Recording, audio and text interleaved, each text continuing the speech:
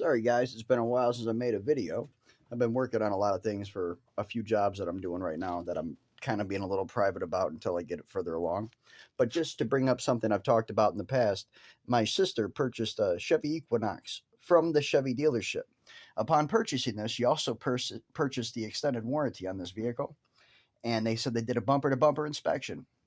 I did a video and a photograph the first day that she brought this car to my house from that dealership and took one look at this exhaust pipe and told her to go back to the dealership. So to show you where this problem occurred at, because I seem to find out from my sister that many people online have many opinions of what's particularly wrong with this engine, and I'll explain it to you right now. So when she came here, this ring was obviously hanging from the exhaust pipe that broke from the flex pipe coming off the catalytic converter and down. This pipe right here is not only broken on the outside weld, trying to get a good shot of this here. There you go.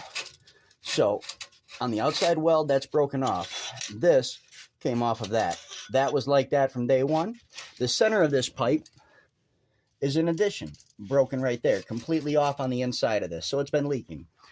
All of the fluid on the bottom side of her engine that she has been experiencing since she purchased this vehicle, and they've told her that it was 50 different things: crankcase, her timing chain cover. The only thing that this is particularly going to be is the gasket on top of the oil pan, or potentially the gaskets on the top side of the hose connections going up there too by now. I'm not sure. I got to check it and see, and she could even have potential problems with the bearing assembly that's on the axle shaft. What's happening is because the exhaust pipe, which is, here is the oil pan. The flex pipe is right here. As it's flowing the exhaust fumes forward, it's cooking the oil pan.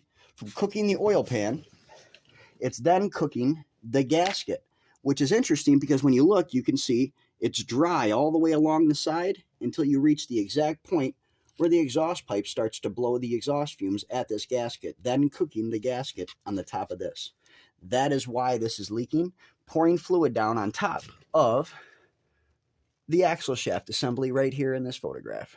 And with this, that axle shaft assembly is flinging the oil all along the bottom side of the engine bay and even up and into where the radiator fan is up front. So as that fluid's running through it, it's also catching it on the dry belt and flinging it on the inside of the wheel well, which is why they can never find where this fluid's coming from. It's because this engine has to be running, the fluid has to be pumping in the crankcase, and the crankcase has to be pulling a vacuum because it's pulling air in from the bottom of the pan. Change the gaskets.